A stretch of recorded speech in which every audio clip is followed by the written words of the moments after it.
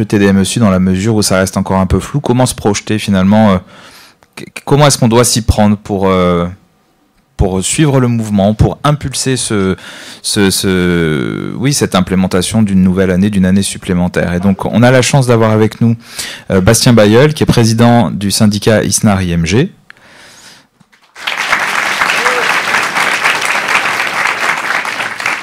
Madame Véronique Garnier, qui est présidente de la commission santé de l'Association des maires d'Île-de-France. Le professeur Olivier Saint-Lary, qui est président du CNGE. Et le docteur Guillaume Bailly, qui est responsable du pilotage du comité de suivi de la 4e année dans l'internat de médecine générale. Alors peut-être pour lancer cette table ronde, je pourrais vous poser la question suivante. Depuis vos perspectives respectives, comment est-ce qu'on s'y prépare finalement à cette 4e année? Comment est-ce qu'on peut, j'allais dire, sur les territoires, l'anticiper dans nos cabinets, le prévoir en tant qu'interne, quand attendre et du point de vue évidemment du comité de suivi, comment est-ce que les choses, vous les imaginez, vous les anticipez, vous pensez les accompagner par la suite? Donc je vais peut-être céder la parole dans l'ordre à Bastien Bailleul. Merci. Déjà, moi, je voudrais remercier l'URPS Île-de-France pour son étude et de nous avoir révélé finalement en Île-de-France comment se passe réellement cette préparation de la 4e année. Maintenant, dans cette salle, personne n'est dupe. Cette 4e année, elle ne sera pas prête pour l'Île-de-France. On n'aura pas les maîtres de stage, on n'aura pas les locaux pour accueillir les futurs docteurs juniors, ce qui veut dire que les docteurs juniors de médecine générale retourneront à l'hôpital pour leur dernière année, ce qui est une aberration pour la formation d'un généraliste.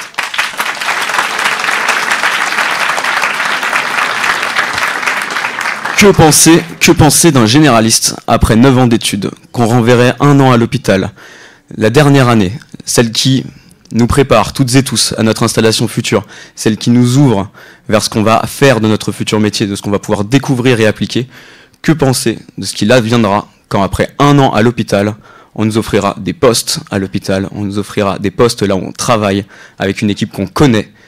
Évidemment, les généralistes ne retourneront pas en ambulatoire et ça, c'est pas bon pour l'accès aux soins.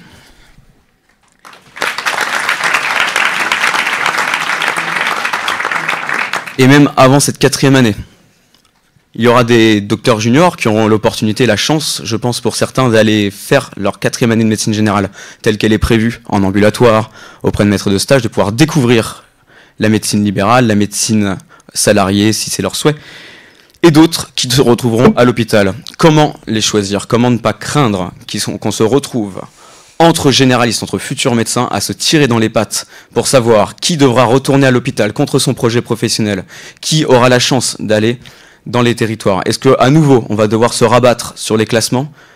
Ou est-ce que... Merci. Les classements sont décidément une très mauvaise idée. Ou est-ce qu'on fera confiance au système de matching qui existe pour les autres docteurs juniors, avec cette fois une échelle française, avec un nombre de futurs docteurs juniors énorme, un nombre de postes énorme, et finalement du matching à la tête, et des docteurs juniors qui se retrouvent à l'hôpital? Je suis désolé pour eux. Et ensuite, sur ces docteurs juniors, on en aura du coup une partie à l'hôpital, une partie en ville. Celles en ville, on l'espère avec la parution des textes qui sortiront bientôt, auront un vrai statut de docteur junior ambulatoire avec une rémunération qui sera valorisante, qui sera engageante pour leur activité fusure. Et les autres qui se retrouveront à l'hôpital dans les conditions qu'on connaît, avec les difficultés de travail qu'on connaît et aucune revalorisation salariale par rapport à leurs collègues. Ce qui, une fois encore, ne permettra pas d'assurer une bonne, une bonne entente entre les généralistes. Tout ceci, je vous le dis, et je dénonce finalement ce manque de préparation. L'an dernier, avec l'intersyndicale des internes l'ISNI et avec l'ANEMF, les étudiants en médecine de France, on a sorti une enquête santé mentale. On sait aujourd'hui que 2 tiers des étudiants sont en burn-out. Les étudiants en médecine, 2 tiers sont en burn-out. 10% pensent à arrêter leurs études tous les jours. Au final, en janvier, les internes de médecine générale, représentés par l'ISNAR IMG, ont pris leurs responsabilités. Nous avons fait une grève pour dénoncer ces manquements sur la 4e année, une grève pour dénoncer les conditions futures qui nous attendent, une grève pour demander et exiger le report de cette 4e année tant qu'elle n'est pas prête.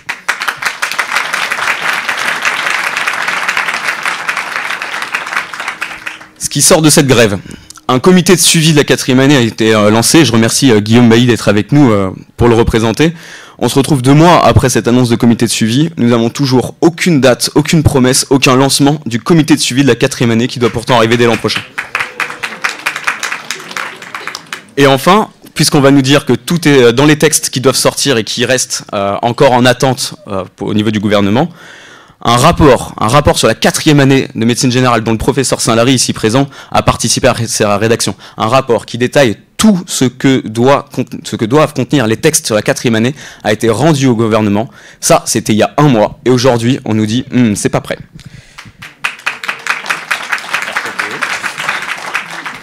Mais maintenant, cette 4e année, qu'est-ce qu'elle doit être et qu'est-ce qu'on doit en faire? Quand elle verra le jour, nous, les internes de médecine générale, on a plein d'attentes et plein de possibilités imaginées sur cette 4e année, notamment en termes d'enseignement. On sait maintenant que le manque de connaissance de l'exercice futur des généralistes, que ce soit en salarié ou en libéral, est un réel frein à leur installation et participe du retard d'installation que certains peuvent décrier. Cette 4e année, ça pourrait être l'occasion de former les jeunes internes, les docteurs juniors, à cet exercice futur. Nous former avec des modules de gestion, de comptabilité, de gestion d'équipe. Finalement, ça ne s'apprend pas comme ça, du jour au lendemain, de gérer un cabinet. Ça pourrait être aussi l'occasion de nous former sur toutes les aides qui sont disponibles, les aides à l'installation, les aides pour la rémunération, l'organisation de la retraite, pour qu'au final, quand on arrive, je dirais, dans le grand bain, on ne se retrouve pas complètement démuni et on ait déjà notion de tout ce qui existe pour nous aider.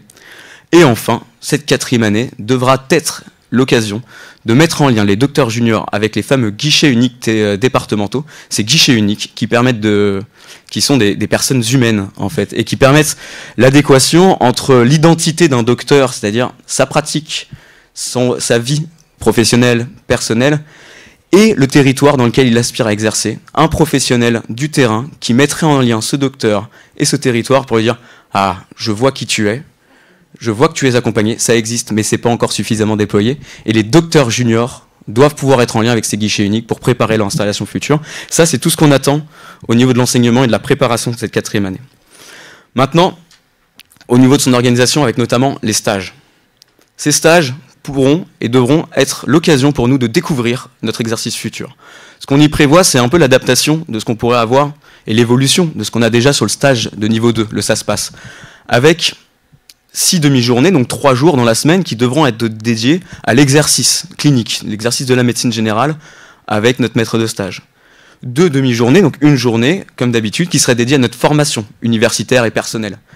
Et 2 demi-journées, une dernière journée par semaine qui devrait et qui devra être dédiée à la découverte de la grande variété de notre exercice, à la découverte du travail des autres professionnels avec lesquels on travaillera dans le futur, ou à la découverte aussi des structures avec lesquelles on va fonctionner. Travailler avec des équipes de réseau en soins palliatifs, des équipes de réseau en gériatrie, avec des EHPAD. Les généralistes, je l'apprends à personne ici, on a une formation tellement vaste qui nous permet d'aborder une grande variété de disciplines et nous pourrons être amenés à travailler dans ces structures. Cette 4e année doit être l'occasion de nous permettre de la découvrir. Attention, ces docteurs juniors qui vont faire cette découverte du territoire une fois par semaine ne devront pas être lésés au niveau de leur rémunération. On ne devra pas leur dire, si vous ne travaillez pas et que vous ne faites pas vos 20-25 actes tous les jours, vous ne serez pas rémunéré. Vous devez pouvoir, une journée par semaine, aller découvrir les territoires. Et enfin, je termine sur qu'est-ce qu'on peut préparer dès maintenant, en fait, parce qu'on n'a pas les textes, on n'a rien pour nous aider maintenant sur la 4e année. Qu'est-ce qu'on peut faire pour préparer cette année et ne pas rester dans l'attente de la sortie des textes? On sait que les docteurs juniors, leur demande, c'est d'être en exercice avec un MSU. Un MSU, il faudra qu'il y ait un MSU par docteur junior. Un MSU qui, de préférence, pourra accueillir le docteur junior dans son cabinet. Mais, quand ce n'est pas le cas, un MSU devra pouvoir l'accueillir dans un lieu qui contient un autre maître, enfin pas forcément maître de stage, mais médecin thésé, qui sera à proximité du docteur junior, et un lien avec son MSU qui ne sera pas forcément dans le même cabinet. Tout ça, ça demande de libérer et d'ouvrir des cabinets, de mettre en lien des espaces dans lesquels il doit déjà y avoir des médecins. Nous, à l'INSNAR IMG, on ne veut pas entendre de mettre les docteurs juniors dans des préfabriqués sur des parkings. Ne rigolez pas, c'est sorti dans la presse, on l'a déjà entendu et ce sera hors de question. On doit pouvoir déjà commencer à organiser les logements des docteurs juniors parce qu'il va bien falloir les mettre à proximité de leur lieu de stage si on doit aller se mettre dans un territoire. Il va falloir aussi organiser notre transport jusqu'à ces logements et notre transport des logements jusqu'au lieu de stage. Tout ça, je ne suis pas sûr qu'on ait besoin réellement de texte pour commencer à le préparer. Et enfin, une dernière demande et quelque chose que nous, on peut commencer à mettre en place, c'est que sur cette année de docteur junior, on aura sûrement l'occasion de nous initier aux visites à domicile, une grande spécificité aussi de la médecine générale. Pour tout ça, il va falloir, et ça c'est aussi une demande au gouvernement, nous permettre d'être rémunérés correctement quand on fait ces visites à domicile, de rémunérer et de prendre en charge nos frais de transport, et pour les collectivités, de mettre à disposition des véhicules nous permettant d'aller jusqu'à nos patients. Parce que c'est ça aujourd'hui, c'est nous permettre, nous docteurs, de découvrir l'exercice futur. Je vous remercie.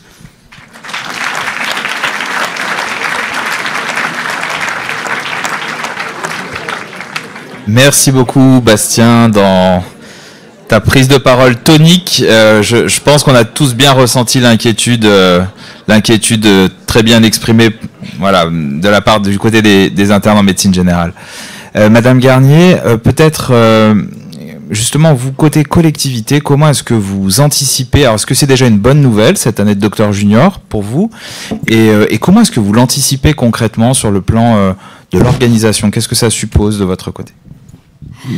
Je crois que la parole m'attendait, en tous les cas, par rapport à... Je vois que notre feuille de route est quasi faite. Alors, d'abord, merci d'associer les élus à cette table ronde. Je ne peux pas ne pas évoquer le fait que la santé n'est pas une compétence régalienne des collectivités locales, mais que vous devez tous, dans vos territoires, avoir vu l'émergence, et c'est plus que l'émergence aujourd'hui, puisque bien sûr la crise, la pandémie Covid est passée par là. Vous voyez quand même des élus territoriaux, notamment les élus locaux, qui sont de plus en plus engagés. Alors, beaucoup étaient déjà engagés quand même sur la prévention, la promotion de la santé, mais l'accès aux soins dans les territoires, en tous les cas en Île-de-France particulièrement, puisqu'on est quand même le premier désert médical en métropole, les élus, en tous les cas, de par leur proximité avec une population qui est très remontée, et en permanence sollicitée par ces citoyens, par les habitants, pour dire qu'est-ce que vous faites pour l'accès aux soins. Donc vous voyez qu'il y a une mobilisation qui est en tous les cas importante. Du côté de l'association des maires d'Île-de-France, nous avons publié un livre blanc sur lequel nous avons incité. Nous avons essayé aussi de donner de la méthode en fonction des besoins des territoires. Il n'y a pas une réponse univoque pour pouvoir aider à l'accès aux soins. Donc on est beaucoup dans cette démarche partenariale. Et nous avions également recommandé d'avoir un guichet unique qui doit associer les élus dans nos territoires, et on voit bien dans l'enquête que vous aviez fait, que vous avez publié là, les 3 syndicats en octobre 2024, dans ce qu'a mis en évidence l'Observatoire régional de santé, dans son rapport sur les modalités, l'attractivité des territoires entre 2018 et 2021, 60% des nouveaux médecins se sont installés dans les territoires qui étaient les mieux lotis en matière de services publics, en matière d'offres sportives, en matière d'offres culturelles. Donc, les territoires essayent d'y répondre, mais tous les territoires ne peuvent pas offrir toutes ces conditions-là. Ça veut dire qu'il ne faut pas non plus. Il faut donc avoir aussi cette réflexion. Je vous rappelle également qu'il y aura des élections municipales dans 1 an, en mars 2026. Donc, la santé est par essence quand même une dimension transpartisane. Les élus ne vont pas dire on ne va pas mettre en place des choses parce que nous on ne va pas se représenter en mars 2026. Néanmoins, vous voyez aussi qu'il y a une pression financière qui va être importante sur les collectivités territoriales. Je crois que personne ne peut ignorer à tous les niveaux qu'il faut aussi le prendre en considération et qu'il faut continuer aussi, bien sûr, à favoriser les conditions d'accueil des docteurs juniors, mais continuer aussi, en fonction du nouveau zonage qu'on va bientôt avoir également, de continuer à développer l'installation pérenne aussi des docteurs juniors, mais aussi donc en tous les cas de continuer à développer l'accès aux soins dans nos territoires au regard de ce qu'on est capable de faire, notamment dans le cadre de l'aménagement. Donc nous, au sein de l'Association des maires d'Île-de-France, nous avons commencé à sensibiliser les élus, les maires, et on va renforcer en mettant en place des actions d'information sous forme de webinaire pour se dire comment vous pouvez faire. Il ne faut pas que ce soit considéré, vous devez faire des locaux en plus. C'est pas comme ça qu'il faut concevoir. Ce que nous avons toujours revendiqué, et nous serons toujours là. Vous ne trouverez plus, ou j'espère en tous les cas que, faut leur dire, c'est surtout pas comme ça qu'il faut faire. Ce qu'on essaye vraiment de donner comme méthode, en tous les cas, aux élus, c'est que bien sûr partir des besoins, mais aussi se dire que on n'attire pas des professionnels de santé, des futurs médecins, en leur disant, voilà, voyez, vous allez avoir une maison médicale flambant neuve, vous allez avoir, c'est pas comme ça. Ça se construit comme un projet. Il faut savoir aussi que nous avons beaucoup revendiqué vis-à-vis des CPTS qu'il y ait aujourd'hui de vraies interactions entre les élus, les projets de prévention, promotion de la santé, l'accès aux soins des territoires et les projets locaux, des MSP, des CPTS, etc. Aujourd'hui, on a aussi besoin d'optimiser. Donc, vous devez savoir aussi que dans les collectivités, il y a aussi des engagements forts à avoir ces projets locaux de santé qui peuvent aussi, et on l'a remarqué nous aussi en interrogeant nos différents élus, qui intéressent aussi les professionnels de santé, que savoir qu'on est dans un écosystème qui est extrêmement favorable à axer la prévention de la santé. La prévention, c'est extrêmement, bien sûr, il ne faut jamais quand même l'oublier. Et en tous les cas, ce sont tous ces engagements aujourd'hui. On essaye également à notre niveau, et c'est pour ça, je pense, Laure, que c'est important que les élus ne soient pas associés uniquement à se dire, qu'est-ce que vous avez comme terrain, comme espace, comme local. Donc on attend aussi les décrets. Est-ce que on va moi j'ai un exemple très concret dans ma commune où la maison médicale est totalement pleine, là où j'ai des MSU. Si je peux trouver un local pas très loin, est-ce que je vais proposer aux médecins généralistes de se déplacer un peu pour... Voilà, enfin, ça pose quand même des questionnements. Donc, il faut préparer aussi les collectivités territoriales. Et comme l'a dit le président, je crois avoir lu dans la presse un punchline vis-à-vis des collectivités territoriales de ne pas être des suçons. Mais bon, je trouvais que c'était une punchline qui devait faire réagir. En tous les cas, nous, au sein de l'Association des maires d'Île-de-France, nous avons également une revendication forte auprès des maires franciliens de ne pas créer des conditions de concurrence entre les collectivités territoriales, mais de créer des conditions favorables à ce que cet écosystème permette d'attirer de plus en plus des médecins généralistes dans nos territoires.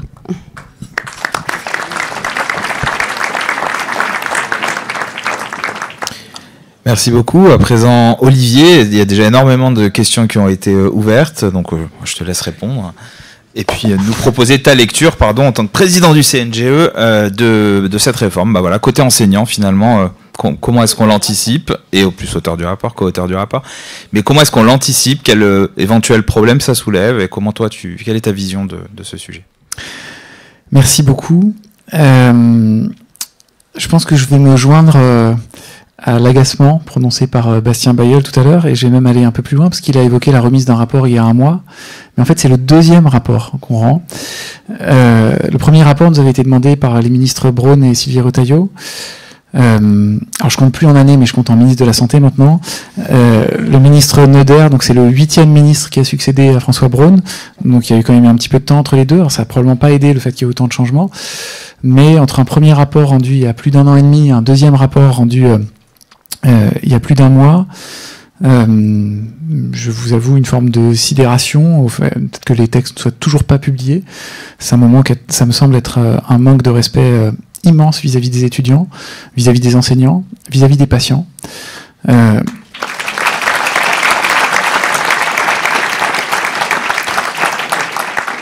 ce deuxième rapport, il n'a pas encore été rendu public, mais je pense pouvoir vous en livrer certains axes. Il s'organise autour de 6 piliers et il émet 26 recommandations. Le premier, c'est autour de la question de la maquette.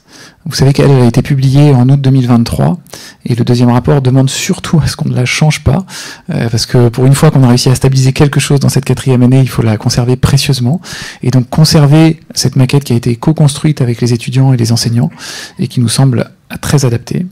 Le deuxième pilier, il est autour de la question de la thèse parce qu'on va quand même avoir un vrai sujet pour faire soutenir 4000 étudiants avant leur phase de docteur junior alors même qu'on a plus de 4000 internes qui sont actuellement à avoir validé leurs 3 années de DES mais pas avoir validé leur thèse. Donc on a un sujet important et donc le rapport demande une dérogation pour les 3 premières promotions qui seront concernées par la réforme et qui puissent soutenir leur thèse pendant l'année de docteur junior et on espère avoir un arbitrage favorable des ministres là-dessus.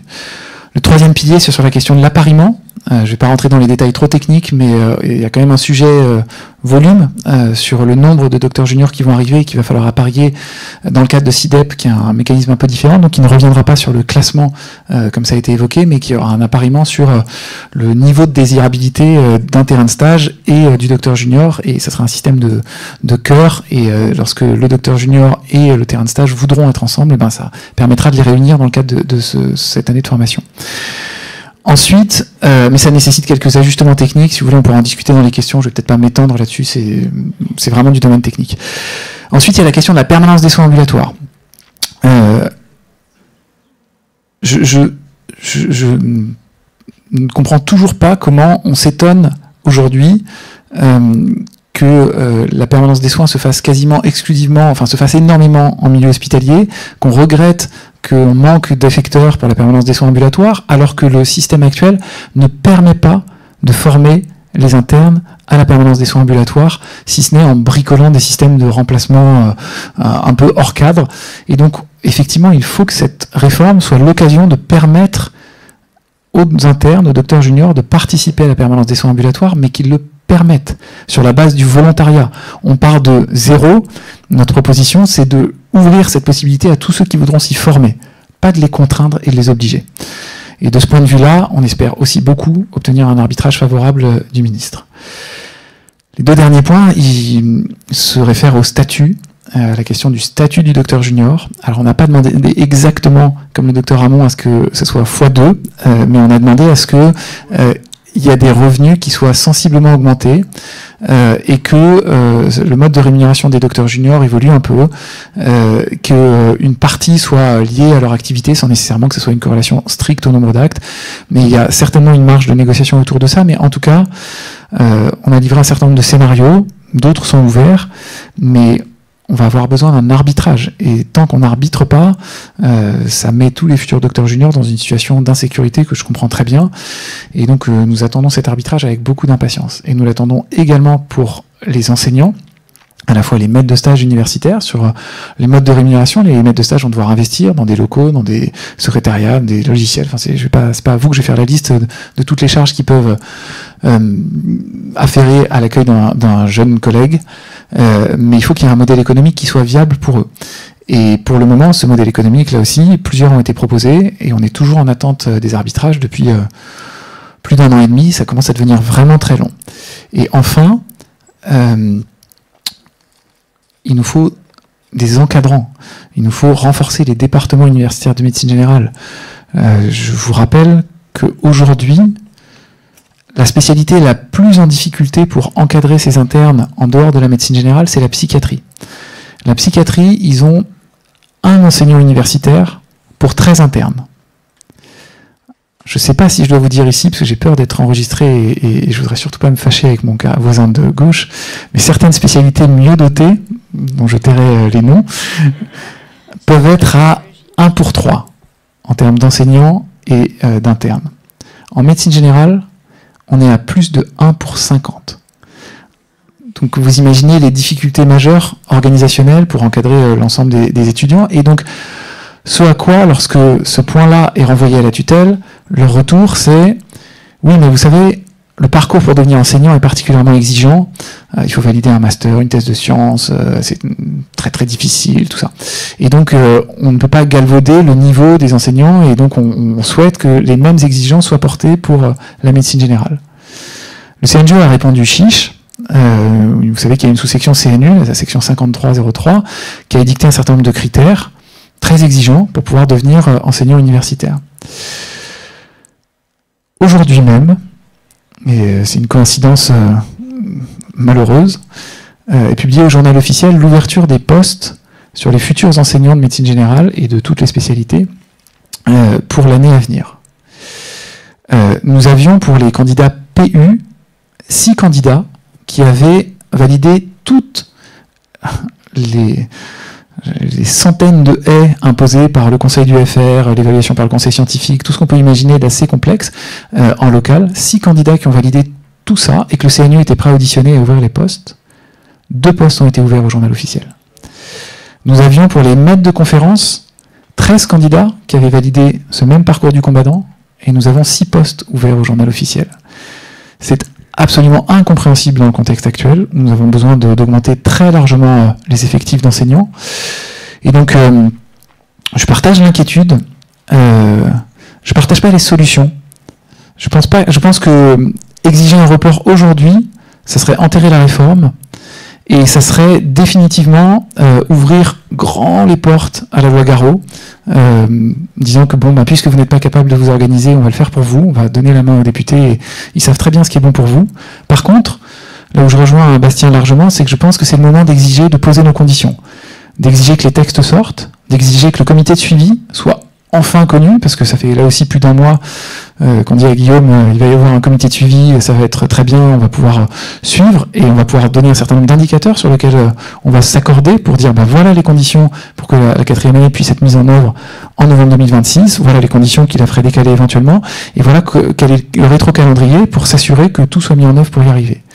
Mais pour ça, on a besoin des textes urgemment, que le comité de suivi soit publié urgemment, et que le ministère revoie sa copie sur les ouvertures de postes universitaires. C'est pas complètement trop tard, mais je pense qu'on va avoir besoin de la mobilisation de toutes et tous. Vous êtes très nombreux dans cette salle, donc j'espère qu'on va pouvoir se soutenir dans ce combat qui est pas simple. Vous connaissez la situation budgétaire actuelle, ça a été rappelé par ma voisine de droite, donc ce qui ne nous aide pas. Je pense, parce qu'il va s'exprimer ce soir, que le ministre de la Santé est plutôt un allié sur le sujet. Mais sans trahir trop de secrets, je pense que d'autres acteurs, notamment à Matignon, freinent énormément sur cette réforme, et qu'on va avoir besoin de les stimuler de toute notre force pour pouvoir avancer. Alors je voudrais quand même terminer sur une note d'optimisme, parce que sinon vous allez trouver mon discours un peu lourd, et vous dire que j'ai regardé avec joie le classement qui est sorti il y a quelques temps, le World Happiness Report. Je ne sais pas si vous connaissez ce classement qui dit dans quel pays on est le plus heureux au monde. Et pour la 8e année d'affilée, c'est la Finlande. Alors vous dites, mais pourquoi il nous raconte ça? Pourquoi il nous raconte ça? Parce que je vais tester votre esprit critique. Et je vais voir si vous avez tous à l'esprit que corrélation n'est pas synonyme de cause. Mais en Finlande, le DES de médecine générale, il est à 6 ans. Je vous remercie.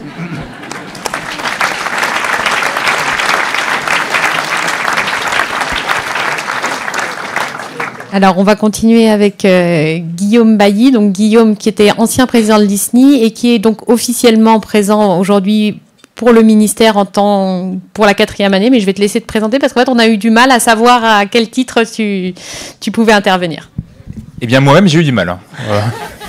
Je suis très content d'être parmi vous. C'est pas un exercice évident pour moi, évidemment, parce que j'ai parce qu'on essaye de s'aborder mon intervention. Parce que j'ai la casquette, évidemment, d'ancien président de l'ISNI, où voilà, on représentait tous les internes, une partie des internes de médecine générale. J'ai la casquette d'une spécialité, je ne veux pas me fâcher avec mon voisin de droite, mais qui est un peu compliquée de par l'image qu'elle renvoie, c'est la cardiologie. On n'est pas très bien vu, et très honnêtement, quand je vois certains confrères, je peux comprendre que la cardiologie a aussi peut-être du travail à faire de son côté, mais ce n'est pas le congrès de cardio, je me réserve le droit de leur dire, d'une part. Et enfin, peut-être la casquette la plus difficile à endosser, c'est celle du gouvernement, dans une période où tout le monde est inquiet, à la fois les maîtres de stage universitaires. Je vois beaucoup d'internes dans la salle qui se demandent à quelle sauce ils vont être mangés, est-ce qu'ils vont être envoyés dans les déserts médicaux. Il y a Garot qui fait les grands titres, est-ce qu'on va avoir une PDSA qui est obligatoire?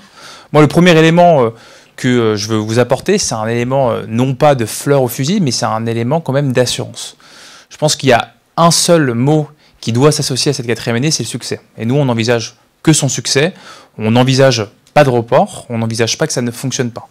Et pour ce faire, moi, je peux vous faire qu'une seule promesse pour l'instant, je ne suis pas du tout ministre et je ne suis pas bébé ministre non plus. D'accord? C'est Yannick Neuder qui dira les choses ce soir s'il y a des choses à dire. Donc voilà, moi je suis là juste pour lancer le comité de suivi, et la promesse que je peux vous faire, c'est que le gouvernement et le cabinet se donnent corps et âme, matin, midi et soir en ce moment, mais même bien avant, pour que ça fonctionne.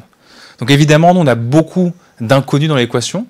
On a des patrons, comme vous, comme tous, c'est-à-dire qu'on a des gens plus hauts qui prennent les décisions.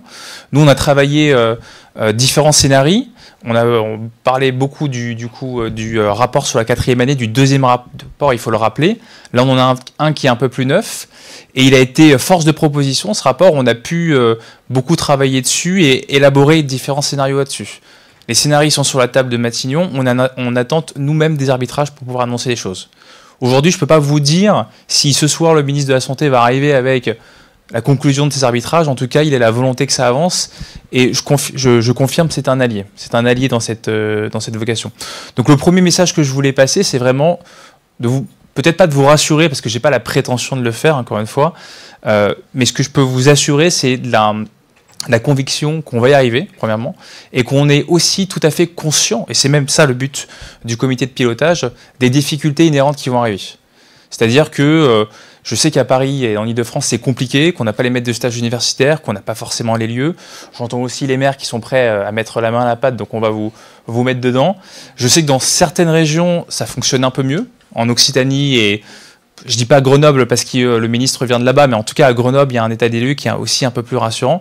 Donc ça fonctionne à certains égards, ça fonctionne moins bien dans d'autres endroits, et on sait qu'on va essayer de s'inspirer des endroits où ça fonctionne bien pour essayer de donner l'impulsion, notamment en Ile-de-France. Ça, c'est un élément absolument fondamental pour nous. Je pense qu'il y a deux messages aussi que je veux faire passer, à la fois pour les internes qui nous écoutent. Moi-même, je suis docteur junior, donc je suis tout à fait conscient. J'avais lancé, quand j'étais président de l'ISNI, l'enquête sur la santé mentale. Moi-même, je vis ces difficultés quotidiennes à l'hôpital, etc. Le premier message, c'est un message pour les internes. D'une part, ce ne sera pas pour vous un ça se passe numéro 2. Ça, c'est un élément qui est concret. On n'a pas vocation à calquer la 4e année de médecine générale sur ce que vous connaîtrez de manière plus précoce dans votre maquette. C'est un élément que j'ai beaucoup entendu quand moi-même j'étais président, que je continue par entendre quand on auditionne les associations d'étudiants. C'est un élément hyper concret. Un autre élément sur lequel on est particulièrement vigilant, parce que ça concourt aussi avec cette enquête santé mentale, c'est la sécurité. La sécurité, le fait que dans les terrains de stage, il n'y ait pas de harcèlement. Dans les terrains de stage, comme tu l'as dit Bastien, il y ait un moyen d'acheminer le docteur junior de son lieu où il vit jusqu'à son lieu d'exercice, quel qu'il soit. Parce qu'on n'a pas envie non plus de répéter nos erreurs, que ce soit à l'hôpital, que ce soit là, et d'isoler des gens. Parce que c'est ça qui mène au harcèlement, c'est ça qui mène à beaucoup de difficultés, et ce qui malheureusement aujourd'hui fait qu'on perd un nombre, à mon sens, impressionnant de médecins en formation pendant leurs études. Ils vont se former ailleurs ou tout simplement ils arrêtent la médecine. Et ça, c'est quelque chose, à mon sens, qui est insupportable à accepter, qu'on ne peut pas accepter. Donc c'est la sécurité. Et pour faire cette transition-là, on a un vrai rôle à ce moment-là des MSU, des maîtres de stage universitaires. C'est peut-être le deuxième message aussi de réassurance. C'est de vous dire qu'on va créer ce statut sur mesure, évidemment, qu'on va ajuster à toutes les difficultés qui seront inhérentes, mais que le maître de stage universitaire, le but, c'est d'en faire un statut qui est attractif. C'est vraiment de vous dire que vous allez pouvoir être reconnu à la fois par vos pairs, par les étudiants que vous encadrerez, et derrière, évidemment, il y aura une rémunération qui sera attractive pour vous. Voilà. Ça, c'est les deux éléments sur lesquels je voulais insister, qui sont particulièrement importants. Et on n'est pas du tout en train de mettre, comme je vous le disais, la fleur au fusil, en se disant qu'on va y arriver, qu'on va pas se bouger, tout ça. On est tout à fait conscient qu'aujourd'hui, on manque de maîtres de stage universitaires. D'où l'intérêt aussi de mettre, comme l'a évoqué Bastien notamment, des médecins accueillants qui sont des confrères, qui sont là aussi pour accompagner quotidiennement le docteur junior, sans pour autant assurer cette charge universitaire pour celles et ceux qui le souhaiteront. Il y aura derrière une formation, il y aura tout sera mis en place pour assurer cette transition de médecin accueillant vers le maître de stage universitaire.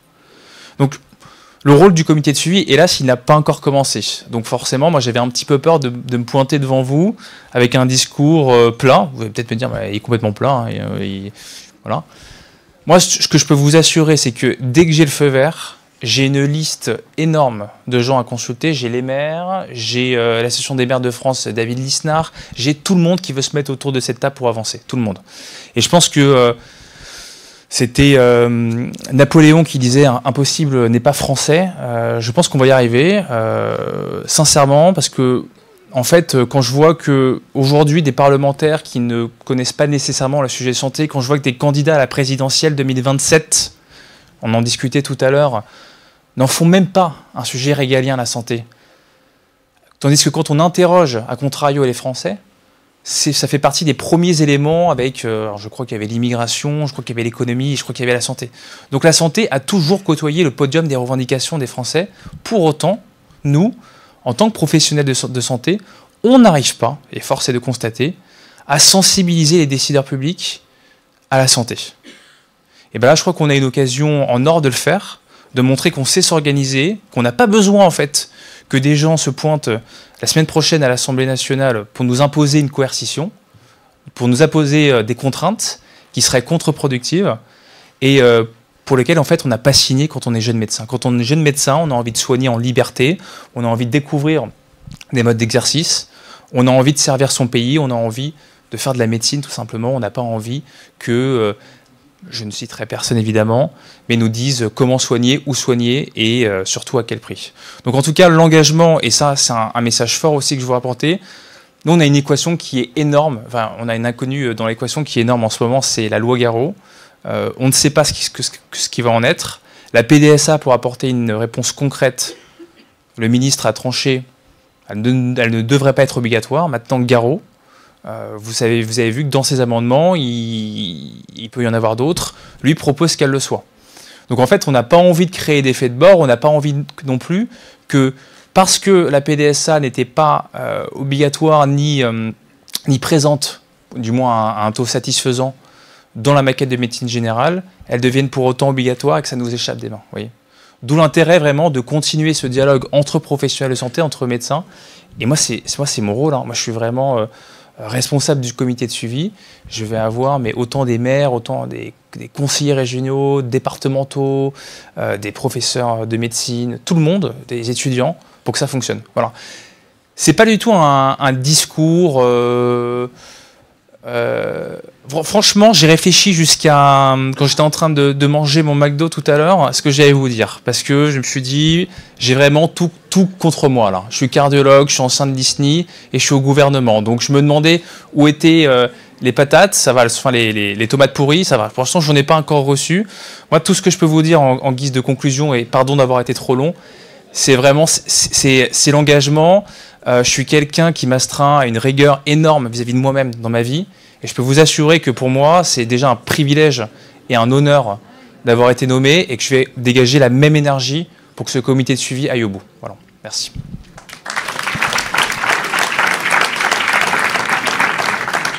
Merci beaucoup. Eh bien, on a pour l'instant très bien respecté le timing et compte tenu j'allais dire le caractère un peu chaud du sujet, il est évidemment important de laisser place aux tomates pourries justement et donc de céder la parole à la salle. Non, évidemment ça peut être constructif aussi. Donc voilà, s'il y a des questions, dirigez-vous vers les micros pour les prises de parole. Je vous propose de faire des questions courtes pour qu'il puisse y avoir un maximum de prises de parole pour ceux qui le souhaitent en tout cas.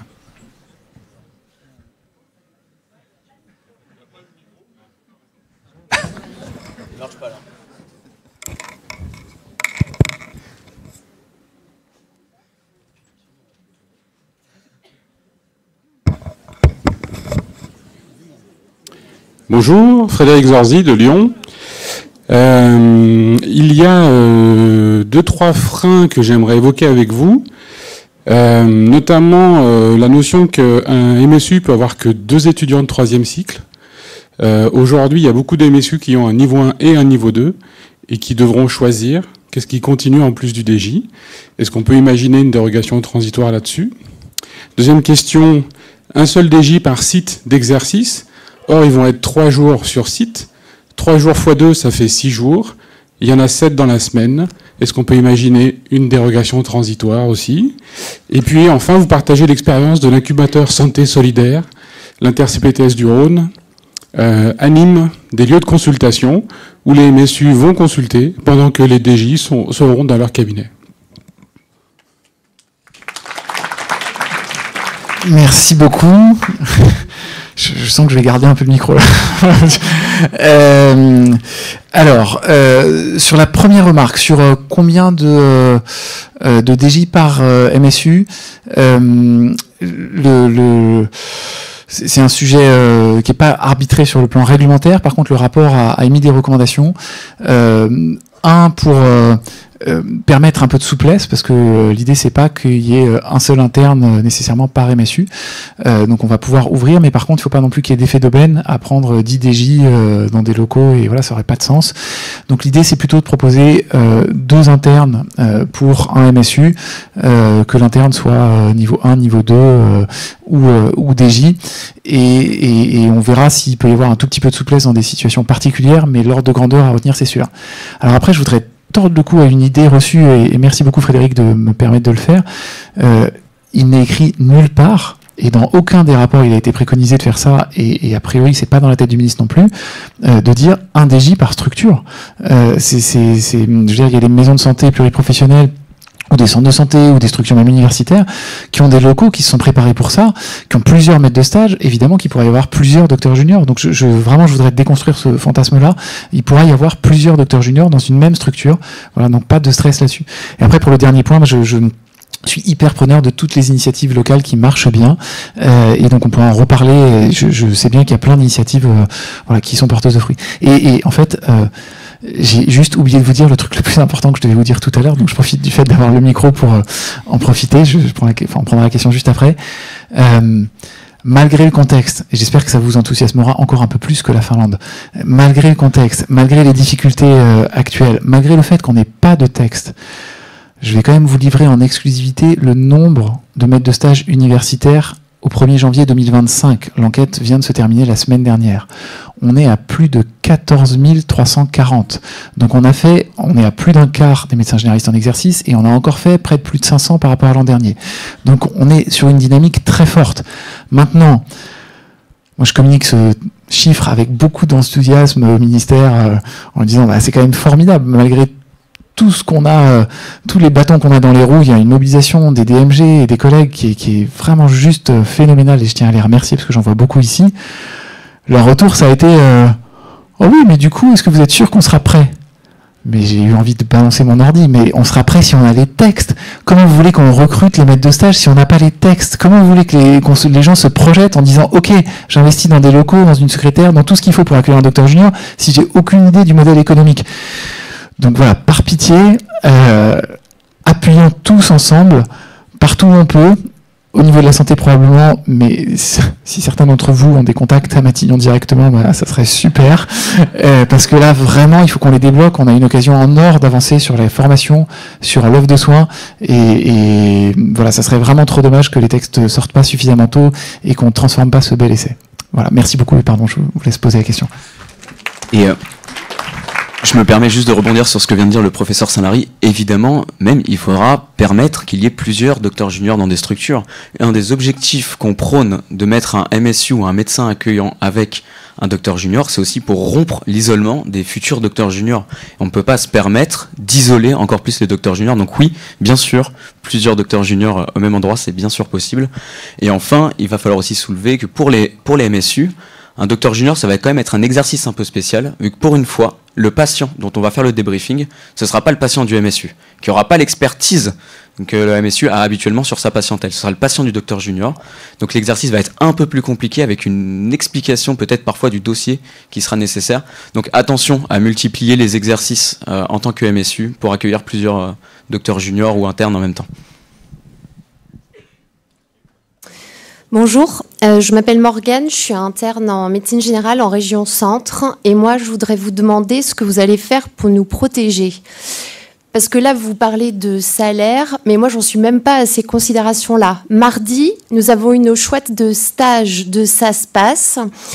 L'ARS de la région centre a décidé de façon unilatérale d'appliquer une adéquation parfaite entre le nombre de SASPAS disponibles et le nombre d'internes qui devaient réaliser ce SASPAS pour finir leur internat. Ils ont même été si coercitifs qu'il a manqué un poste. Donc il y a un interne qui n'avait pas de SASPAS disponible pour pouvoir terminer son internat. Pourquoi est-ce qu'ils ont décidé ça? Pour nous inviter à aller visiter la région centre. Pourquoi pas? J'entends qu'on est trop nombreux à être en Indre-et-Loire. Du coup, ils ont supprimé 8 terrains de stage sur 18 des SASPAS de l'Indre-et-Loire. J'aimerais bien d'ailleurs connaître le point de vue des MSU dont on a fermé l'agrément, ça m'intéresserait. Donc l'été dernier, il y avait 18 SASPAS en Indre-et-Loire, là il n'y en a plus que 10. Mes co-internes d'Indre-et-Loire sont partis sur Orléans et Blois. Ceux d'Orléans et de Blois ont choisi de façon arbitraire des stages dans le 18, le 28, le 36. Et du coup, ceux qui avaient péniblement réussi à construire quelque chose pendant 5 semestres dans le 18, le 28 ou le 36 se sont retrouvés à l'autre bout de la région centre alors qu'ils étaient en train d'investir ces territoires désertés qu'on nous demande d'investir. Pendant le choix de stage, j'ai demandé à l'ARS pendant un temps mort d'une demi-heure si on pouvait discuter de ça. On m'a dit de me taire. Moi, du fait de mon parcours, j'ai 36 ans, j'ai 2 enfants et on me dit encore de me taire. Alors je voudrais savoir quelle aide vous allez nous apporter pour qu'on puisse nous défendre.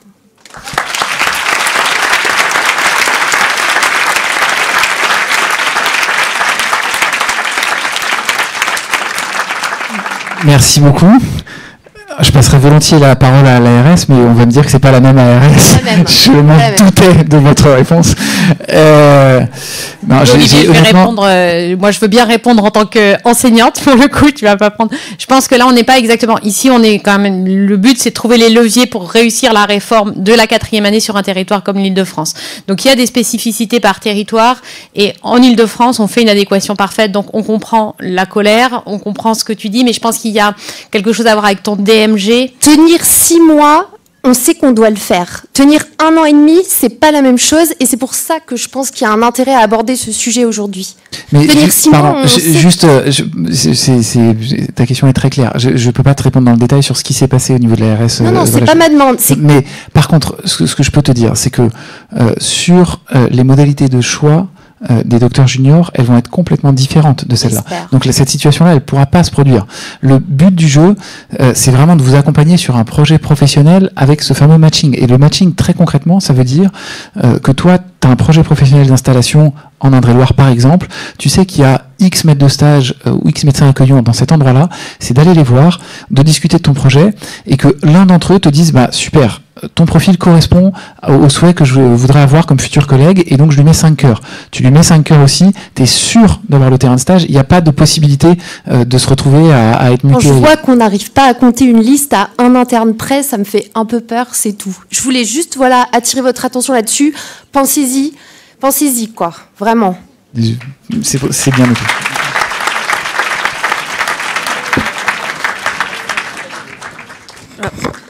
Oui, bonjour, docteur Anne Criquet-Ayotte. Moi, je suis de Martinique, je suis la présidente de l'URML de Martinique. Alors, je sais, mais Paris n'est pas la France, même si c'est dédié à l'URPS Île-de-France et l'installation. Je pense que la globalité de tous les territoires doit être prise en compte. Nous, on a un vrai problème. C'est la seule région où on a 3 ARS pour une seule fac, avec des disparités énormes. Donc, c'est l'ARS de Guadeloupe qui fait le tempo. Donc, les internes y vont soit Martinique, soit Guadeloupe, soit la Guyane. Les billets d'avion arrivent en retard. Alors, comment vous allez faire quand on a des docteurs juniors? Parce que le docteur qui est en Martinique, alors que le billet d'avion Martinique pour aller à Guyane, c'est 600 €. On paye en retard. Ils sont dans des difficultés financières énormes.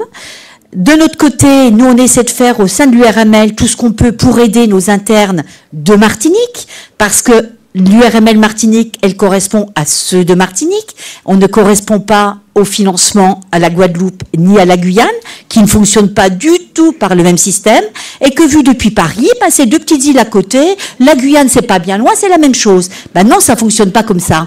Et quand on arrive en réalité, les internes, quand ils demandent un interchu, on leur dit vous pouvez pas. Ils se retrouvent là en un stand, ils viennent tous nous voir, on viendrait bien chez vous, mais c'est refusé. Donc il faut vraiment une homogénéité. Il faut avoir du pratico-pratique, parce que moi je suis MSU, on ne sait jamais si on a un interne, si on n'en a pas, on ne sait pas, parce que c'est les restes de Guadeloupe qui mènent la danse.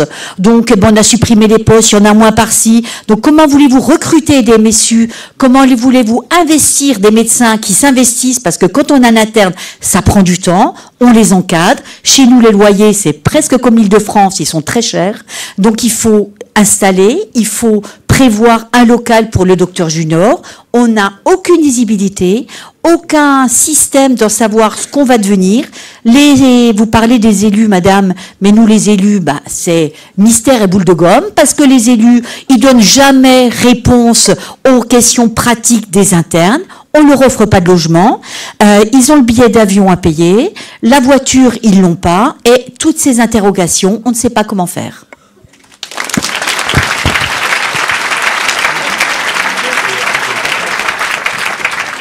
Beaucoup de questions dans votre intervention. Je vais me focaliser sur les internes, parce que c'est un problème qui est inhérent. Pour accueillir, il y a un interne qui vient et il y a un maître de stage qui le reçoit. Donc il y a les deux. Absolument. Non, déjà, Paris ne regarde pas du haut de la Tour Eiffel les autres régions. Ça, c'est un élément. Je vous dis ça d'un. Ouais. Ok, terrain pentu. Excusez-moi, là, je crois que c'est Joker.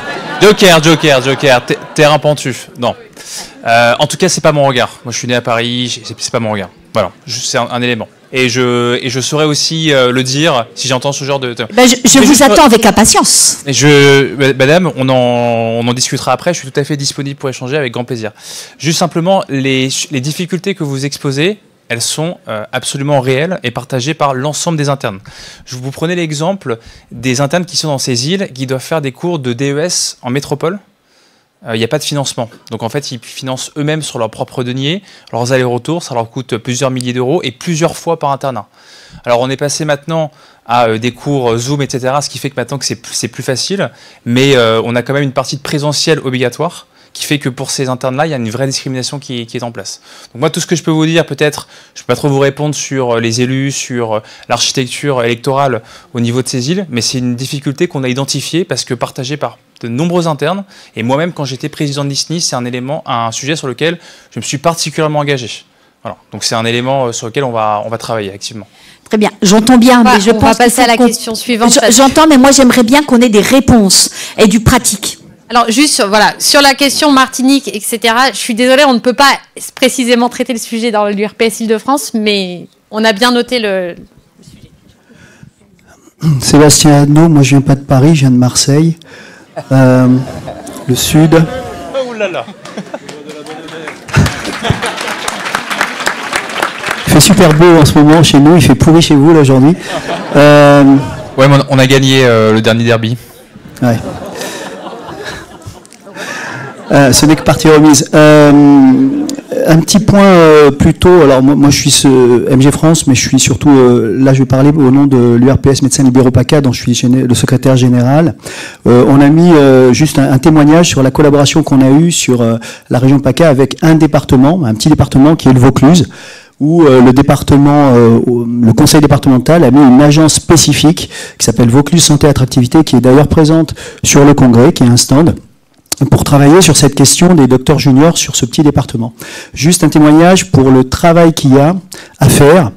Le besoin sur Marseille, donc Marseille, 600 ou 700 internes, 3 promos confondus. Je crois qu'il y a une secrétaire administrative qui gère ces internes et une chargée de mission par le biais d'un CEPOM. 200 postes de docteurs juniors à faire et 200 MSU évidemment pour remplacer, 200 postes de MSU pour remplacer les SN1 et les SASPAS qui seront forcément pris en charge par ces médecins qui deviendront MSU docteurs juniors. On a expérimenté une méthode de traitement des listes. Donc des listes de l'ARS des médecins MSU à l'URPS MLPACA qui a mobilisé deux agents, 2 chargés de mission à temps plein sur plus d'une semaine pour faire le nettoyage des listes qui sont à l'ARS, donc les listes officielles, qui nous ont permis d'éliminer les retraités en 2026, les décédés, il y en avait dans la liste, des fins d'agrément en 2026, etc., pour une évaluation des besoins qu'il y avait sur le Vaucluse, qui était de 40 postes de docteurs juniors. Finalement, avec un nombre de MSU qui déjà sur ces listes était à 80, mais qui a baissé à 50 quand on a éliminé tout ça. Et ensuite, on a mis autour de la table les CPTS du Vaucluse pour aller demander à ces maîtres de stage si, en effet, réellement, en 2026, ils seraient disponibles pour avoir un docteur junior. Donc, on a parlé de la faisabilité, de la disponibilité, des locaux, de l'organisation du travail, et on est tombé finalement à 23 postes. C'est-à-dire que dans un département comme le Vaucluse, on est passé de 80 MSU sur une liste officielle de l'ARS à finalement 23 postes qui seront réalisables effectivement sur un besoin de 40. Donc, je vous raconte pas comme on dit à Marseille, on n'a pas le cul sorti des ronces pour trouver le nombre de postes de docteurs juniors, en sachant qu'à l'URPS médecins libéraux PACA, notre objectif, c'est 100% des docteurs juniors en ville. Qu'est-ce qui va se passer si on n'a que 20% des docteurs juniors qui seront en ville?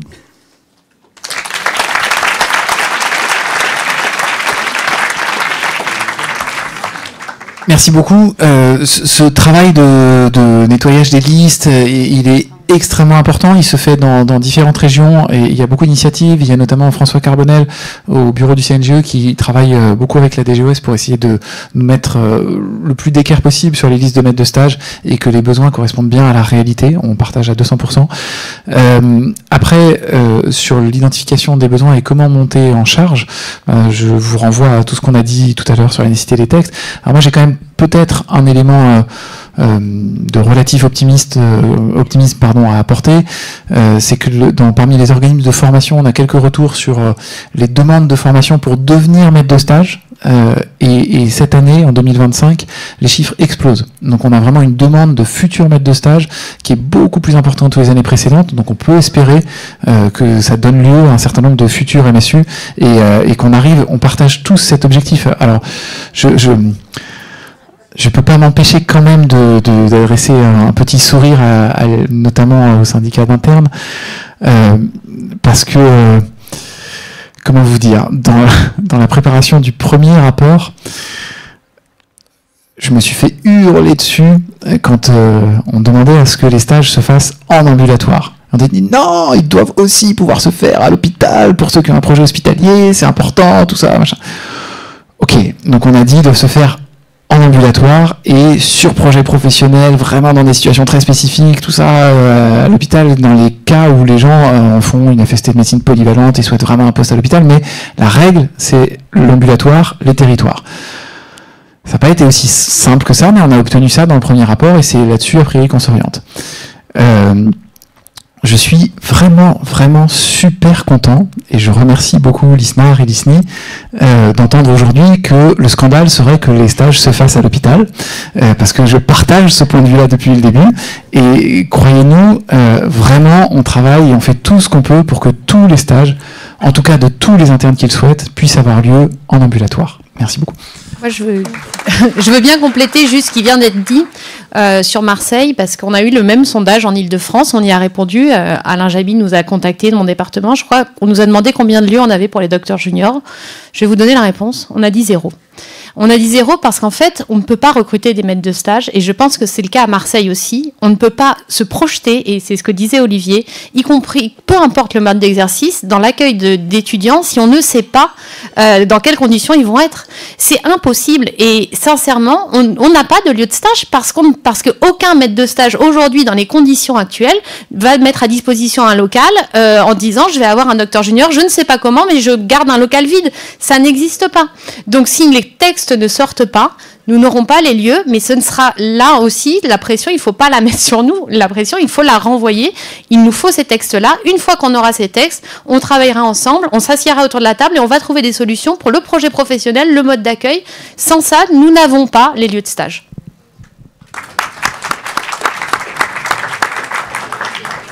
Moi je suis Dr Valérie Briol, je suis présidente URPS Médecins Île-de-France. Donc je tiens à remercier tout le monde de toutes les régions d'être venus, mais surtout au docteur Anchou et Hamon qui ont insisté pour que cette session ait lieu, parce qu'elle est essentielle. Et je remercie tous les orateurs d'avoir parlé, d'avoir exprimé leur point de vue sur la question. On a bien compris qu'on attendait des textes. Ma première question rejoignait celle où vous venez de répondre tous les deux sur l'inadéquation finalement entre la volonté pour des médecins d'être maîtres de stage et la possibilité pour eux de se former. Donc on nous dit qu'elle dépend de la présence de locaux ou non, mais ce qu'on n'a pas compris nous, c'est tous les efforts fournis pour contacter 10 000 médecins, avoir toutes les réponses qu'on a eues, 700 volontaires, et qu'à la fin on nous dise non, on ne peut n'en former que 100.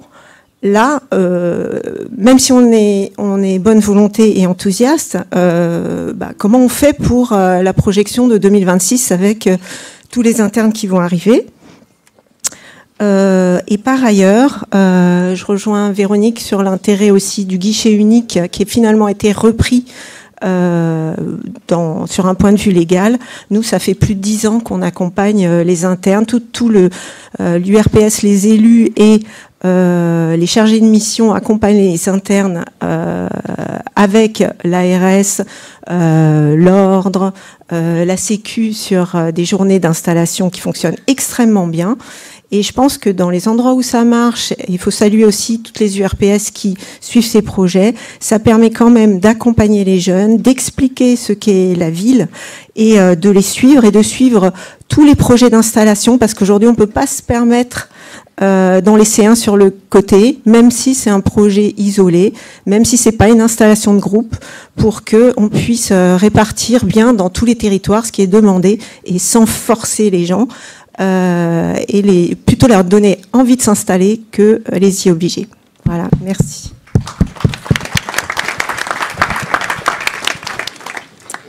Alors, patienter dans la queue, ça permet de réfléchir aux métaphores.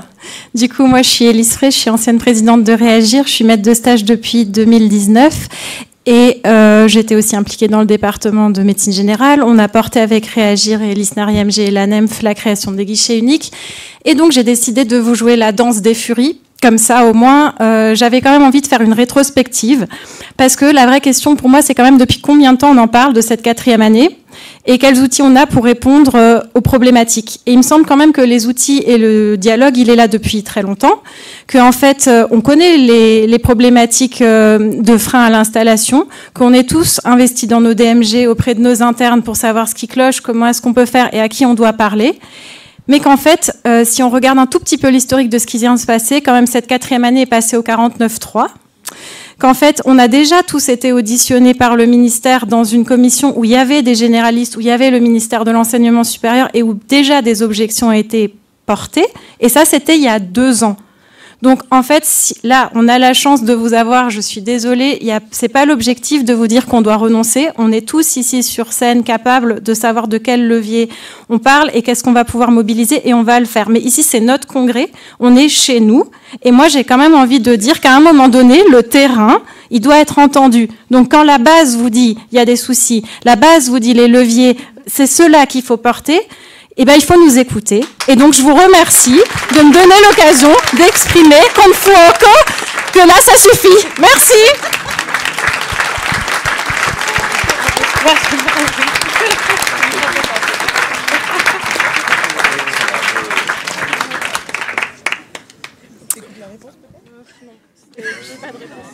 Pas de réponse.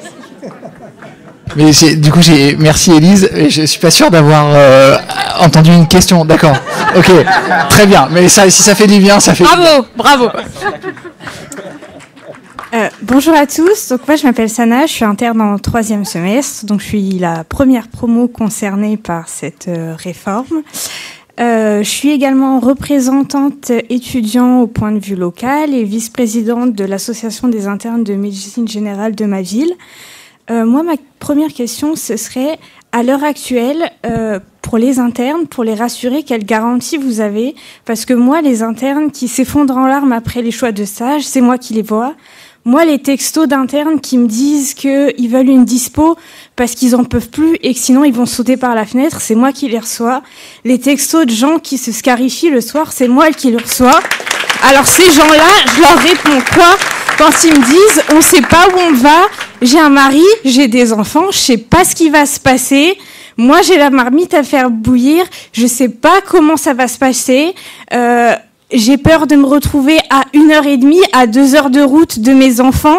Je viens d'avoir un bébé. Dans un an et demi, il sera encore petit. J'ai pas la faculté de m'éloigner. Moi, les internes qui vont mal, c'est à moi qui parle. C'est pas à vous. Et je sais pas quoi leur dire. Parce que quand on demande, on sait pas.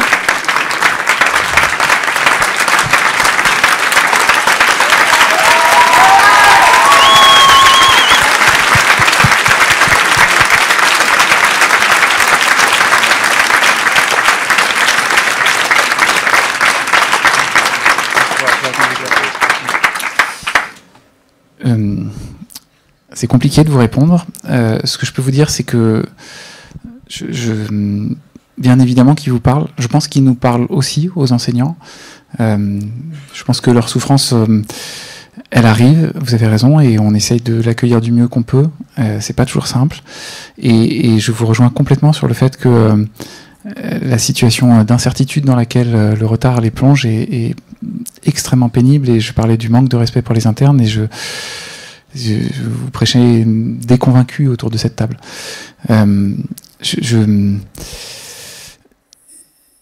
Si on pouvait refaire le passé, on exigerait que les textes soient sortis dès 2023, dès que le premier rapport a été rendu, et qu'on ait eu beaucoup plus de temps pour vous expliquer comment les choses allaient se passer. Et évidemment qu'on souhaite tout ça. Maintenant, voilà, il y a le contexte qui est ce qui est aujourd'hui, et notre proposition, c'est de mettre le plus de pression possible ensemble pour que les textes sortent le plus vite possible, parce que le plus vite ils sortiront, le plus vite on pourra rencontrer tous les représentants d'internes et discuter avec vous sur toutes les modalités possibles pour éviter que ces situations très compliquées que je comprends ne se reproduisent. Évidemment qu'on n'a pas envie qu'un interne se retrouve à 1h30 de route, loin de son projet professionnel. C'est le but de personne, ça n'a aucun intérêt. Cette réforme, elle est faite pour faciliter les projets et faciliter les installations sur des terrains de stage qui sont souhaités. Et ça doit se monter ensemble. Mais plus on aura de temps pour le construire ensemble, plus il y a des chances qu'on y arrive. Plus ça va arriver en catastrophe, plus ça va être complexe. Donc moi je peux que entendre avec beaucoup de bienveillance votre propos et vous dire qu'on est à votre côté, mais que pour pouvoir vous aider, on a besoin que le cadre soit fixé. Juste te dire qu'en tant qu'enseignant, on est dans le même malaise. En fait, on est face aux étudiants, on peut plus se projeter avec eux. Le malaise, on l'a ensemble. On a aussi des soucis de ratio d'enseignants, d'étudiants. Olivier en a parlé, mais ça se crispe et c'est de plus en plus. On a besoin de créer des lieux de stage. On a besoin de faire en sorte que vous alliez bien, de vous accompagner. Et le malaise, on le prend.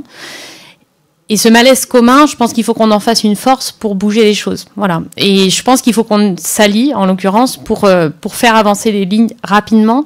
La situation est inadmissible, mais ce malaise-là, il est très, très, très largement partagé.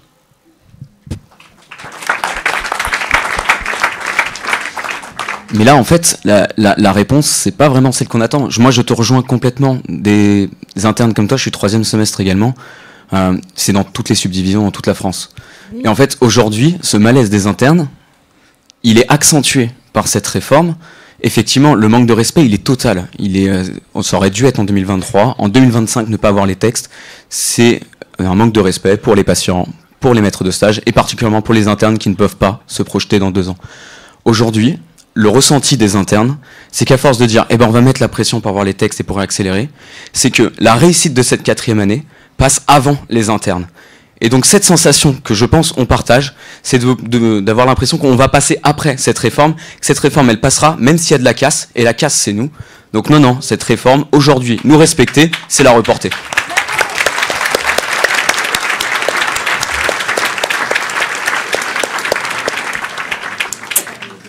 Et j'ai une deuxième question beaucoup plus légère. Je pense que c'est dans beaucoup de subdivisions, mais moi, dans ma subdivision, il y a beaucoup d'internes qui se posent la question du remplacement. C'est une thématique qui avait été abordée avec cette réforme. On m'a dit que les internes ne pourraient plus remplacer. Et puis finalement, que vu que rien n'était passé, peut-être qu'on pourrait remplacer et qu'en même temps, c'était pas dans les textes, puis ça l'était. Plus personne ne comprend rien. Qu'en est-il du remplacement pour les internes qui vont subir cette réforme ? Pour l'instant, il n'y a pas de changement prévu pour le remplacement. C'est toujours à partir de la fin du 3e semestre où on peut demander une licence de remplacement. Et bien sûr, même si cette réforme un jour est mise en place, on ne laissera pas faire changer cette réglementation. Parce que pour les internes, c'est aussi permettre de découvrir des territoires et des modes d'exercice. Et surtout, une source de revenus essentielle quand on connaît la précarité des internes.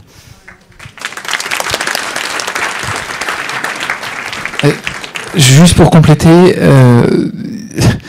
il est effectivement peu probable que les textes changent immédiatement, mais il faudra quand même qu'ils changent un jour parce que les textes de loi font référence, Bastien l'a rappelé, sur le nombre de semestres, mais aussi au statut de résident. Autant vous dire qu'il y a probablement un petit peu de toilettage à faire dans ces textes. Donc un jour, il faudra quand même s'y attaquer, mais c'est pas à l'ordre du jour immédiatement. Il est déjà 16h, simplement je vous dis, donc il reste 2 questions, je vous invite simplement à faire en sorte qu'elles soient assez brèves pour qu'on puisse déjà y répondre. Juste en 10 secondes, parce que là, moi, la première intervention m'a quand même pas mal heurté. Alors je sais que c'est pas forcément la réponse qu'on peut attendre. J'ai partagé aussi, quand j'étais élu au local, ces soirées hyper difficiles. J'ai eu des internes, j'ai eu des familles d'internes qui avaient commis des suicides au téléphone, et j'ai toujours constaté que c'était un échec qui était collectif. Je pense que la santé mentale, on peut en faire le grand sujet 2025, on n'y est pas encore. En tout cas, je sais que c'est pas forcément la réponse la plus concrète qu'on peut attendre, mais je peux vous assurer que on fait tout, vraiment, et je suis particulièrement sur ces sujets-là, pour que aucun interne, qu'on se dise pas que chaque suicide d'interne ce soit un suicide de trop, en fait. Qu'on n'accepte pas de cette situation, et que cette 4e année, cette réforme-là, elle n'est pas du tout là pour catalyser cet élan-là. Ça vraiment, je peux vous l'assurer. Bonjour, alors je m'appelle Elisa Duteil, je suis interne en phase socle de médecine générale à Paris, et je suis également présidente de la commission pédagogique de l'université Paris-Cité. Donc j'ai beaucoup travaillé avant là sur la réforme du second cycle que vous avez peut-être vu passer. Donc notre promotion sort la tête de l'eau et arrive devant la réforme de médecine, du 3e cycle de la médecine générale, qu'on nous vend comme une année basée sur un projet pédagogique clair et qui a émergé de celui-ci. Sauf que finalement on parle d'un projet pédagogique qui nous rendrait professionnels dans voilà, ok, qui ne serait pas un ça se passe bis, d'accord, mais finalement, le projet pédagogique n'est pas clair. On ne sait pas également exactement où va mener cette année sur ce plan-là. Et surtout, donc on entend Bastien Bayeul dire, voilà, les objectifs qui sont portés par les syndicats et l'aide à la comptabilité, c'est qu'on nous apprenne à comment gérer notre profession plus tard. Sauf qu'il y a autant de médecins généralistes que de façons d'exercer, et il y a pas du tout assez de médecins généralistes pour peut-être faire un matching idéal. Donc déjà, quel est le projet pédagogique fort qui aurait mené à la création de ces 4e années générales, qui ne serait pas donc juste une 4e année pour s'égaliser aux autres spécialités? Voilà, c'est principalement ma question. J'aimerais savoir où ça en est et comment celui-ci va être harmonisé entre toutes les UFR et personnalisé aussi à l'interne, parce qu'on n'a pas besoin d'apprendre toute la comptabilité de tous les types d'exercices pour faire le nôtre. Voilà. Merci beaucoup. Alors je vous rassure, cette 4e année, elle est pas pensée avec pour objectif de faire de vous des comptables. Loin de là, c'est pas du tout ça l'objectif. Alors je vous renvoie quand même, parce qu'il y a des éléments assez concrets, à la maquette d'août 2023 qui spécifie justement les objectifs de formation, mais je peux quand même vous en donner quelques-uns. La question, c'est plus le volet professionnalisant territorial, c'est-à-dire que le projet, c'est que vous ayez 3 jours de soins, vraiment de soins dans des cabinets qui soient actés, mais que vous ayez une journée territoriale dans laquelle vous puissiez découvrir tous les acteurs qui vont contribuer, les CPTS, les PMI, les EHPAD, toutes les structures, les XAPA, tout ce que vous voulez, pour que vous puissiez vous insérer professionnellement complètement dans le maillage territorial et que vous les découvriez tous, parce qu'en fait, c'est souvent plus ça que la question comptabilité qui effraie les internes, c'est de dire mais en fait moi je vais me poser à un endroit, j'ai pas idée de qui sont les acteurs, de comment ils interagissent, de comment je vais pouvoir m'insérer. Comment dire, les paysages sont très divers en fonction des lieux et l'enjeu c'est que vous puissiez avoir une journée par semaine en plus de votre journée facultaire pour vous y implémenter complètement et favoriser votre installation. Après il y a d'autres axes qui sont mis en avant dans le cadre de cette 4e année. Il y a notamment la question de la santé mentale, on en a parlé plusieurs fois, mais c'est vraiment un axe fort sur lequel il y aura des déclinaisons opératoires pour les internes qui seront vraiment mises en avant. Et l'autre axe également qui va émerger, c'est la question du numérique et de la question de l'intelligence artificielle en santé. Ça va être vraiment quelque chose de bouleversant dans les années à venir et il faut qu'on l'appréhende dans le cadre des études. Donc on a un certain nombre d'éléments, enfin après je vais peut-être pas vous lister tout ce qui est écrit dans la maquette, mais il y a un certain nombre d'éléments qui nécessitent une évolution, pas sur le fait de dire un an de plus, un an de moins, mais pour se professionnaliser au mieux. Enfin, je m'interroge toujours quand même sur le fait de se dire, l'idée c'est pas de se comparer en termes de durée aux autres DES, c'est pas ça le problème. Le problème c'est, je vais encore prendre l'exemple de la cardiologie parce que mon voisin est cardiologue, du coup j'en profite pour pas me faire d'autres ennemis, mais je veux dire, est-ce que vous seriez rassuré d'aller voir un cardiologue qui aurait passé 2 semestres en cardiologie pendant son internat? Enfin, à partir du moment où on parlait du référentiel métier ce matin, on opposait les deux visions en se disant est-ce que le médecin généraliste finalement c'est une sorte de petite formation socle et puis les spécialistes ils rajoutent de la formation au-dessus, ou est-ce que le médecin généraliste c'est la même formation socle que toutes les autres spécialités et après ils vont se former spécifiquement à leur métier dans le cadre d'un DES. Ben, si on embrasse ce modèle, et c'est ce que le référentiel métier a souhaité faire, ben, vous comprenez bien qu'il faut s'y former à ce métier. Et pour s'y former, ça se forme sur le terrain. Un cardiologue, on n'est pas choqué qu'il fasse la moitié de son internat en cardiologie. Un chirurgien, on n'est pas choqué qu'il fasse la moitié de son internat en chirurgie. Et ben là, cette réforme, elle va nous permettre de faire au minimum 2 ans en médecine générale dans le cadre de son exercice futur. Et ça, c'est professionnalisant. Et c'est ça le socle de cette réforme. Oui, merci beaucoup. C'était très clair, mais c'était juste puisque mise en parallèle avec. Très bref, ouais, il faut vraiment mise en parallèle avec encore une question. Ça, en fait, on a l'impression que finalement, ça va pas concorder entre le projet pédagogique et l'application sur le terrain. Voilà, c'était tout. Je vous assure qu'on y travaille nuit et jour, vraiment. Bon, je vais être bref, donc j'ai combien? 3 secondes et demie. Donc 1 seconde pour dire que en tant que membre du bureau de la Fédération nationale des CPTS, les CPTS sont mobilisés pour aider les internes à construire des terrains de stage sur le territoire, à découvrir surtout le territoire pour connaître les personnes avec qui, les structures avec qui ils vont travailler dans le cadre du projet professionnel. Alors moi je suis directeur du département de médecine générale au sein indien, donc je travaille vraiment de concert avec les internes, avec le syndicat des internes.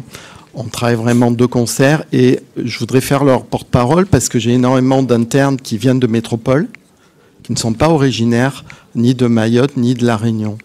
Et du coup, je pense que c'est important de réfléchir à la possibilité pour ces internes de construire leur projet professionnel en métropole pour ceux qui ont le souhait de s'installer en métropole. Et je pense que ce problème-là existe aussi en métropole. On a des étudiants qui font leur 3e cycle en Île-de-France alors qu'ils souhaitent s'installer en PACA.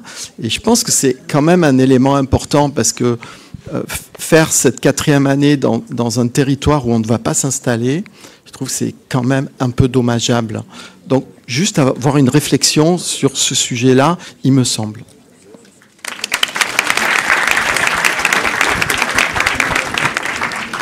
Merci beaucoup Jean-Marc. C'est effectivement un point important. Ça renvoie finalement un peu à la question des interchus, enfin même si en l'occurrence pour la médecine générale ça s'applique pas exactement sous cette forme-là, mais on te rejoint complètement sur l'idée que le projet professionnel doit primer et donc il y aura des possibilités pour les internes qui ont un projet professionnel dans une autre subdivision de pouvoir faire cette année de docteur junior dans cette autre subdivision. Après, il faut que c'est pas un directeur de département de médecine générale que je vais l'apprendre. Il faut vraiment que ce soit un projet un peu solide, c'est-à-dire qu'on va pas pouvoir gérer d'un point de vue pragmatique des cohortes immenses de gens qui ont envie de découvrir mais sans forcément vouloir s'y fixer. Ça va, en termes de volume, ça va être compliqué à gérer. Mais s'il y a des internes qui ont des projets professionnels clairs d'installation dans une autre subdivision, il faut les entendre et l'Interchu le permet et donc on les accompagnera. Merci beaucoup, merci à tous. Est-ce que je peux juste dire un dernier mot ? Je voulais juste dire un dernier mot en tant qu'élu santé d'un territoire. Je crois qu'aujourd'hui, si vous avez une mission, c'est d'aller voir vos sénateurs, vos députés, pour leur demander de la stabilité politique. C'est pas un non-respect vis-à-vis de vous de ne pas avoir sorti les décrets attendus. Quand on a 8 ministres de la Santé, on ne peut pas, sur une réforme aussi importante, donner l'attention. Donc ça, c'est un vrai message. Et puis j'ai une recommandation à Bastien, parce que en termes d'éléments de langage, les maires, ils vous donneront pas de voiture. Moi, je veux bien vous accueillir dans ma commune, mais on est engagé en matière de transition écologique et on est concerné par la santé de nos et donc ça sera un vélo peut-être électrique. Merci à tous pour votre attention, pour cette séquence qui a été riche en émotions, en inquiétudes, beaucoup d'attentes exprimées, beaucoup d'énergie et qui ont envie et qui s'engagent à se déployer pour cette année de quatrième année d'interne en médecine générale. Et bonne suite de congrès à tous.